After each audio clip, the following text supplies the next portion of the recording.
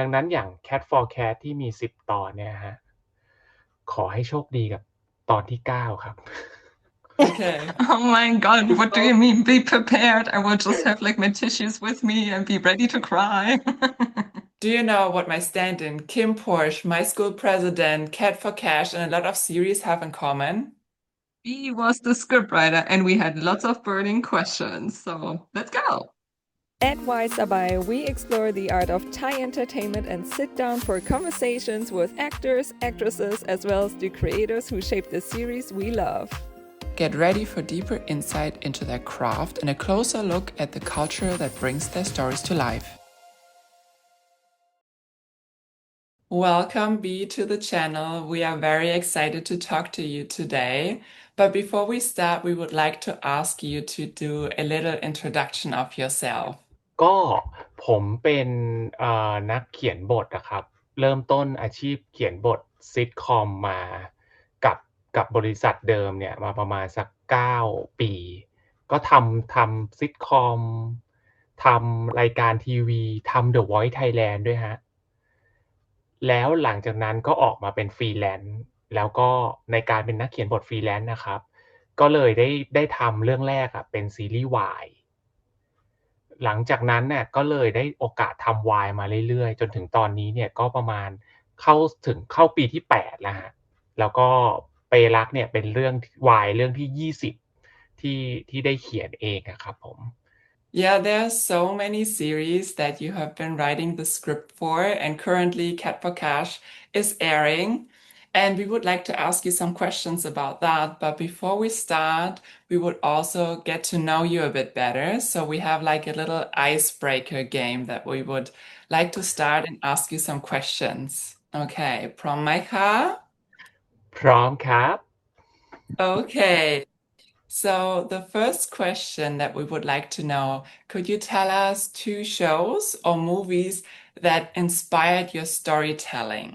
พูดแล้วเขินมากเลยฮะเพราะเวลานักเขียนถูกถามว่าชอบเรื่องอะไรอะฮะเรามักจะต้องตอบเรื่องเท่ๆที่ให้รู้สึกว่าเราแบบอาร์ตเฮาส์อะไรอย่างเงี้ย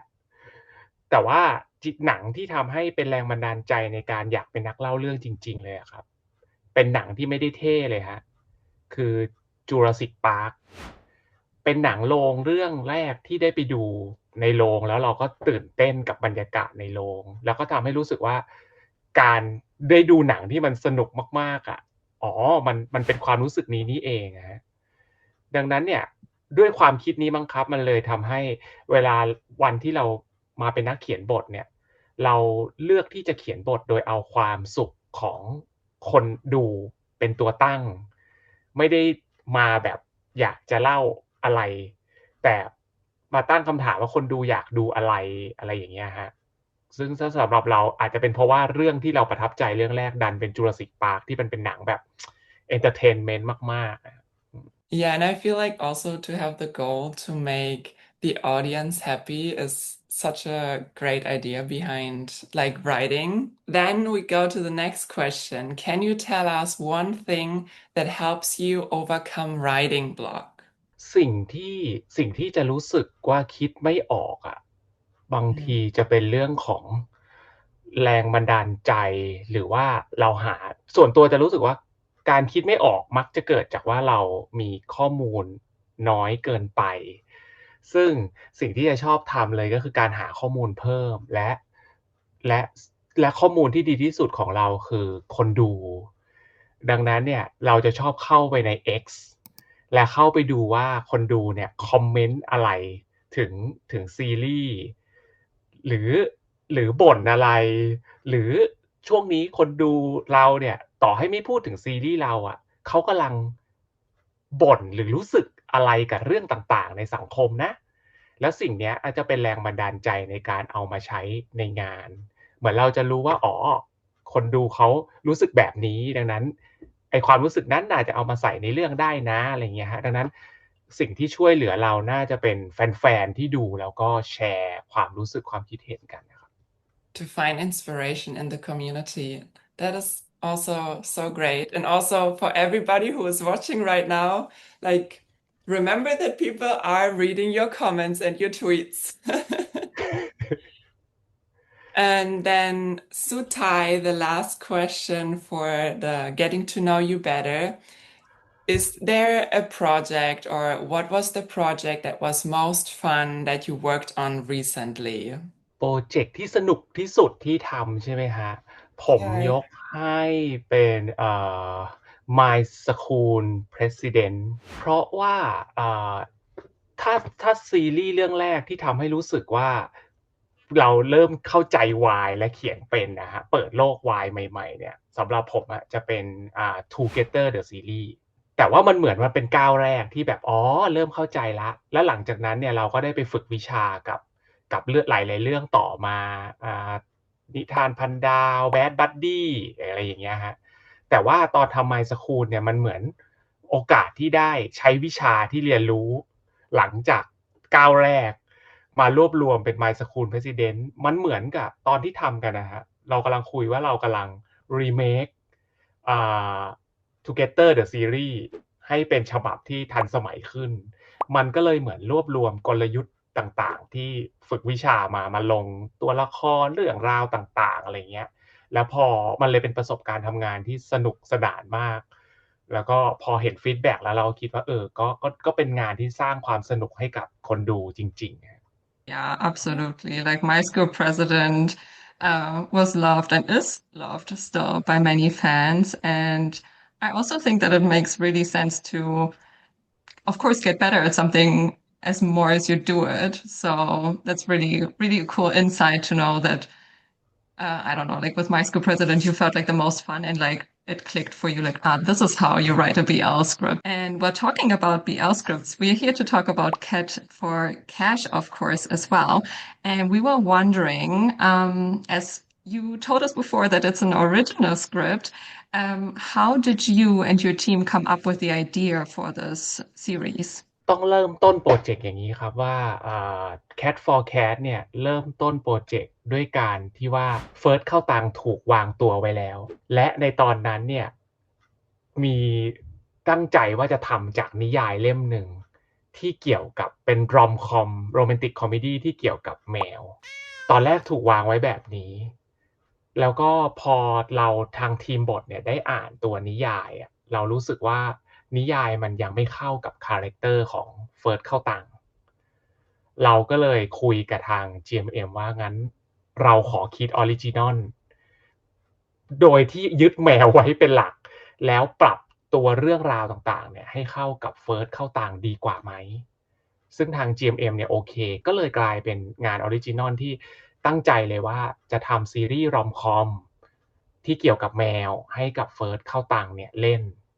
โดยที่เราจะทดลองการหาคาแรคเตอร์เฟิร์สเข้าตังแบบที่ยังไม่เคยถูกเล่าที่ไหนมาก่อนโดยที่คิดว่าเราต้องการกิมมิคที่แข็งแรงเราก็เลยคิดว่าให้แมวพูดได้จะได้ดูเข้าใจง่ายโดยที่ตอนแรกคิดไว้2พล็อตนึงคือพล็อตที่เราได้ดูกันในซีรีส์ส่วนอีกพล็อตนึงจะเป็นเรื่องของเฟิร์สที่เป็นโปรแกรมเมอร์สร้างเกมแล้วก็ต้องสร้างเกมเลี้ยงแมวแต่ตัวเองเลี้ยงแมวไม่เป็นก็เลยต้องไปขอความช่วยเหลือจากเข้าตังซึ่งเป็นเจ้าของฟาร์มแมวที่คุยกับแมวได้เหมือนมี2ไอเดียเนี้ยแต่สุดท้ายรู้สึกว่าไอเดียของเข้าตังที่เป็นฝ่ายต้องพึ่งพาเฟิร์สน่าจะเป็นคาแรคเตอร์ที่ไม่เคยได้เห็นมากกว่า I love it. I love it. Like I just love the fact that the cats can talk. Like I think it's a great gimmick, and but I also love to see like that you had two versions or like two ideas and how you maybe decide for one other over the other. It's super interesting to get an insight how like this development process works. And we were also wondering, for example, if you write a script but you don't exactly know who's gonna be playing the characters, and then afterwards the cast is being announced, if you ever have like rewritten certain dialogues or part of a script that can emphasize a certain strength of an actor or an actress? ก็ถ้ากรณีที่ไม่รู้ว่าใครเล่นนะฮะเราก็จะยึด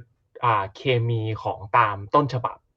และดูเป็นเคมีที่แข็งแรงพอที่แล้วก็ใหม่พอที่จะดึงคนแต่ถ้ารู้แล้วว่าใครเล่นเนี่ย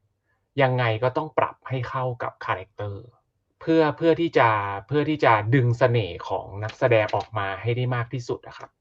ซึ่งหลายครั้งเนี่ยจะบอกว่าอย่างหลายๆเรื่องที่ทำพวกแฟนผมเป็นประธานนักเรียนอะไรพวกเนี้ยก็มีการปรับคาแรคเตอร์ตามนักแสดงที่ได้มาเพราะว่านักแสดงบางคนเนี่ยฮะน่ารักกว่าถ้าเขาพูดเยอะๆนักแสดงบางคนน่ารักถ้าเขาขี้อายสิ่งเหล่านี้ครับมันจะอยู่ในการวางคาแรคเตอร์ที่เรารู้สึกว่ามันดึงเสน่ห์เขาออกมาดีอะครับ My School President เนี่ยเป็นนิยายมาก่อนแต่ค่อนข้างที่จะปรับถ้างั้นเล่า My School President ว่ามันจะเป็นพรอเจกต์ที่แปลกกว่าคนอื่นตรงที่ปกติแล้วนิยายอะฮะเราจะ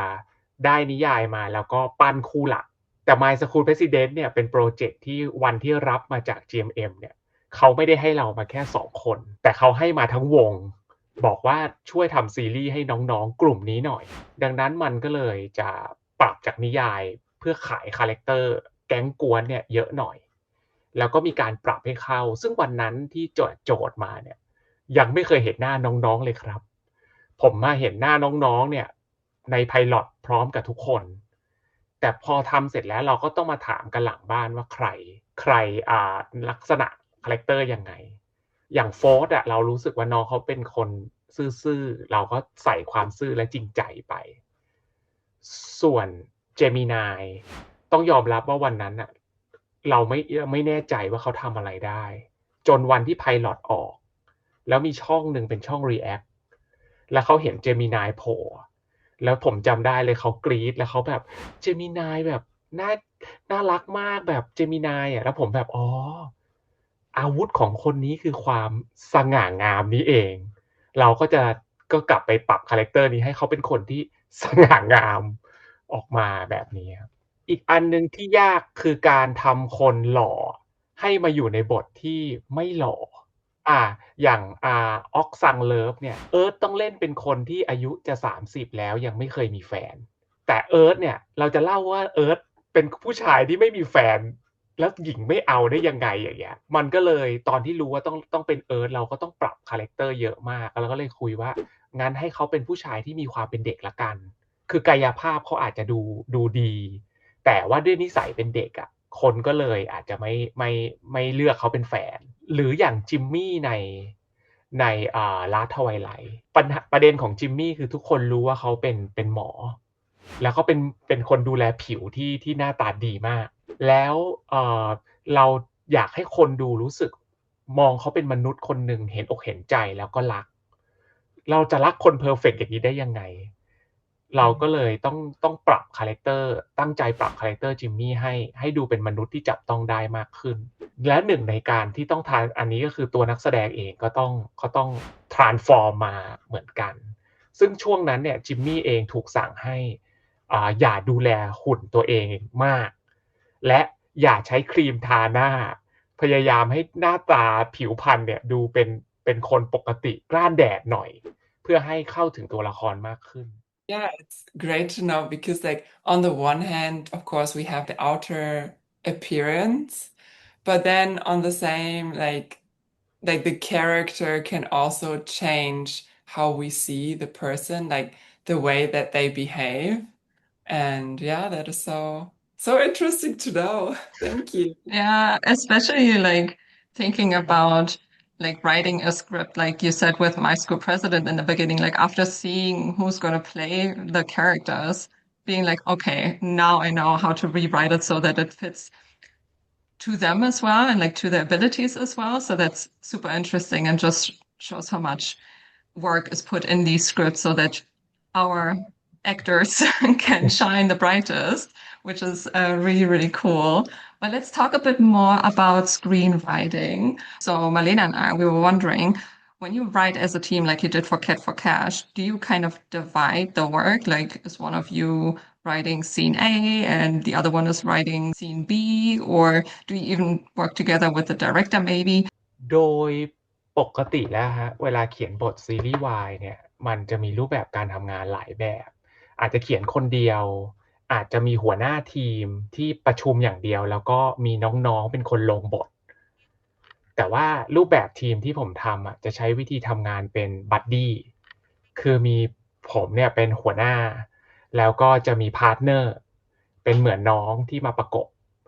ซึ่งจริงๆก่อนหน้านี้ฮะคนที่ทำด้วยกันเนี่ยจะเป็นน้องปรัชญาที่ทำมาตั้งแต่ทฤษฎีจีบเธอ Theory of Love จนกระทั่งถึง My แฟนฮันตะ My Dentist ทีนี้ผมเพิ่งมาเปลี่ยนพาร์ทเนอร์เป็นน้องนิชาพัฒน์คนใหม่เนี่ยในเรื่อง Cat for Cash เนื่องด้วยพี่ปรัชญาเนี่ยออกไปตั้งทีมเองแล้วเติบโตตั้งทีมเองรูปแบบการทำงานก็เลยก็เปลี่ยนไปแต่ว่าก็ยังเป็นบัดดี้กันอยู่อย่างเงี้ยนะครับรูปแบบของการทำงานเนี่ยฮะจะเป็นลักษณะที่ประชุมร่วมกันคือมีผมมีน้องปอนที่เป็นบัดดี้คนใหม่เนี่ยแล้วก็มีพี่อู๋กรพงศ์ไดเรคเตอร์ของเราอยู่ด้วยในการเซตอัพไอเดียด้วยกันในช่วงต้นทีนี้พอประชุมกันวางแผนกันว่าตรงนี้เราจะคุยถึงเรื่องย่อแต่ละตอนเรื่องราวที่เกิดขึ้นในแต่ละฉากแค่ว่าเราอาจจะยังไม่ได้ลง execution ว่ารู้นะว่าตัวเอกต้องทำให้คนนี้โกรธแต่โกรธเพราะเหตุการณ์อะไรเนี่ยอาจจะยังไม่ได้ลงลึกขั้นตอนนี้จะทำร่วมกันเสร็จปั๊บเนี่ยหลังจากนั้นเนี่ยพี่อู๋อาจจะต้องไปดูแลส่วนอื่นละไปดูแลโลเคชั่นเสื้อผ้าหน้าผมตรงนั้นทีมบทก็จะมาลงรายละเอียดกันต่อผมกับน้องปอนเนี่ยก็จะทำสิ่งที่เรียกว่าซีนาริโอคือเรียกว่ารู้เลยว่าตอนนึงมีกี่ฉากแต่ละฉากเกิดอะไรขึ้นแต่อาจจะยังไม่ได้ลงไดอะล็อกเสร็จปุ๊บผมกับน้องปอนก็จะใช้วิธีแยกกันไปเขียนคนละตอนแบ่งกันผมตอน1น้องปอนตอน2ผมตอน3อย่างเงี้ยฮะแต่พอเขียนเสร็จแล้วเราจะเอากลับมารีไลท์ร่วมกันคือทีมอื่นนะฮะอาจจะให้น้องๆมาแล้วหัวหน้ารีไลท์คนเดียวอะไรเงี้ยแต่ว่าด้วยความที่ทีมเนี้ยมีคนน้อยแล้วเราค่อนข้างทำงานกันแบบอยู่ด้วยกันในทุกภาคส่วนมันก็เลยจะเบลนด์ไอเดียกันมากๆแล้วก็มารีไลท์ร่วมกันประชุมร่วมกันอะไรเงี้ยครับสุดท้ายผลงานที่ออกมามันก็เลยจะมีความเป็นแยกกันไม่ออกว่าอันไหนเป็นของใครโดยเฉพาะ Cat for Cat นะฮะเป็นงานที่1คือเปลี่ยนรูปแบบการทำงานก็ refresh ขึ้นมาประมาณหนึ่งแล้วความน่ารักของมันโดยไม่ตั้งใจผมเป็นคนไม่ได้เลี้ยงแมวแต่ว่าเป็นคนเกลียดแมวเพราะแม่รักแมวมากกว่าคือจริงๆต้องบอกว่าลิงก์เนี่ยมีความเป็นผมเลยคือแม่ผมรับแมวมาเลี้ยงที่บ้านแล้วก็งอกมาเรื่อยๆแล้วก็ทำเสื้อผ้าผมขาดแล้วเขาก็โอ๋แมว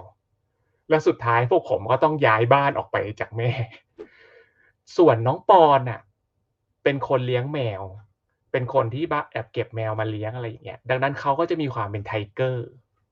ดังนั้นเนี่ยมันก็เลยเป็นส่วนผสมในการประชุมบทที่ดีผมก็จะเข้าใจลิงก์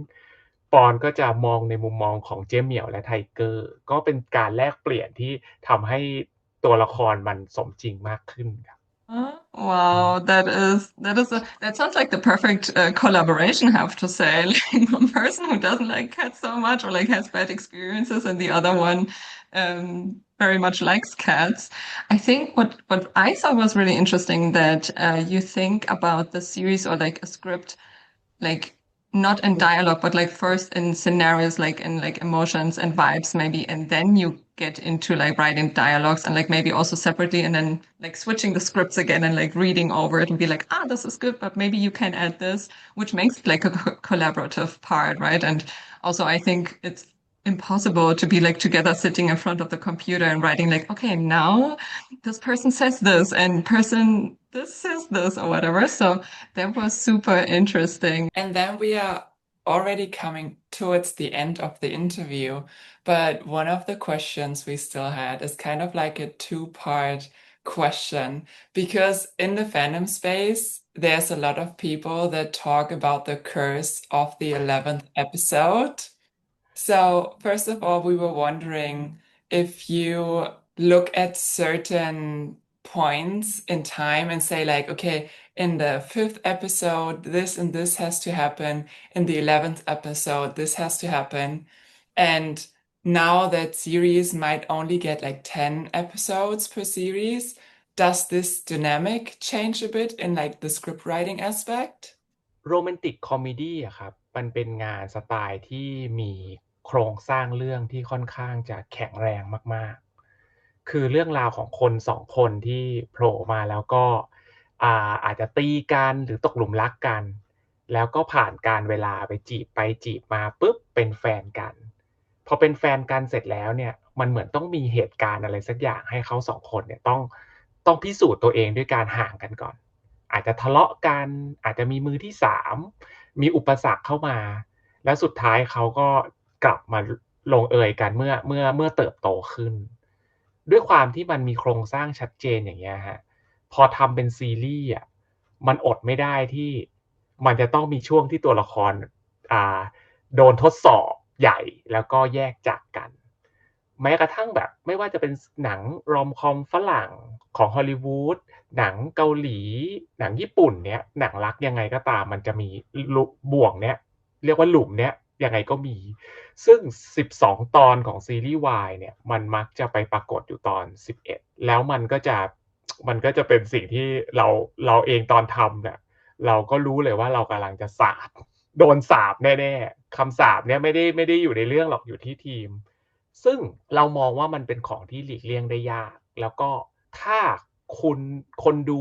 ไม่รู้สึกเครียดหรือไม่รู้สึกเสียใจ